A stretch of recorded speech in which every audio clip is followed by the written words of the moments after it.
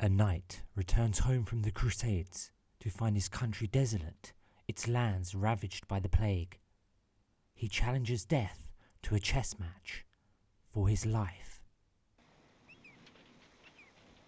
Thought-provoking, intense and motivating, Ingrid Bergman's film The Seventh Seal is a must-watch. It poses many fundamental questions about human existence, meaning and religion, which are all poignant throughout the film.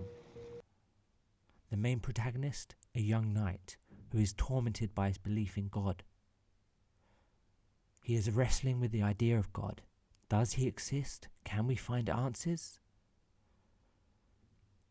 He sets off on a journey to commit one final redemptive act before his time runs out, with death following him every step of the way. Does this symbolize how death follows us and is at the base of everything we do in life? Is the Grim Reaper behind you right now, or is that your shadow? Perhaps they are the same. Death is universal. Shadows are universal. Your shadow, your dark passenger, the meek, sickly individual, will eventually take over. With every passing year, you grow closer to death. Sickness and suffering are more frequent. Eventually, you can't even take a poo without help. Death lingers in our minds at every moment. However, in times of adversity, it grows stronger. Whether we are consciously aware of it, or whether we suppress it within our unconscious, it's still there, the thread of time slowly fading. Death is essential to life. Perhaps even it's the call to adventure. I'm going on an adventure! Knowing our time is limited, we seek to fill it with a meaningful goal, a quest to conquer. The unknown is what humans love so much, from ourselves to the outer reaches of the universe.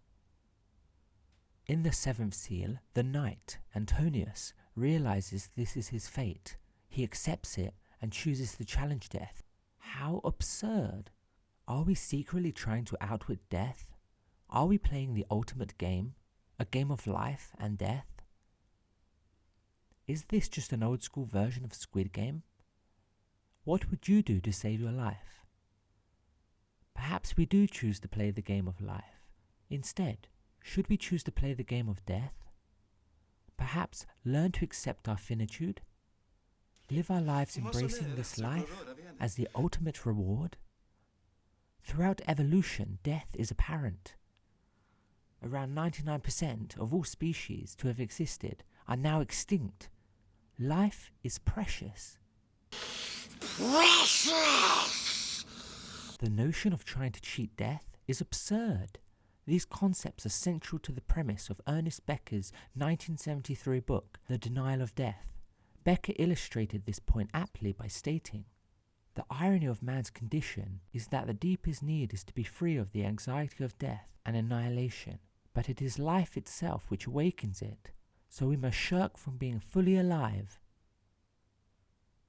During the course of the film, Antonius is in the depths of an existential crisis. He's tormented by the suffering of the world. Deep within, he feels a dark sense of isolation.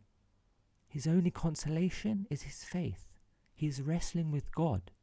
His faith is put to the ultimate test. The knight is split in two. First, the biological, the one who eats, shits, and has sex, the finite. As Becker states, we are gods with anuses.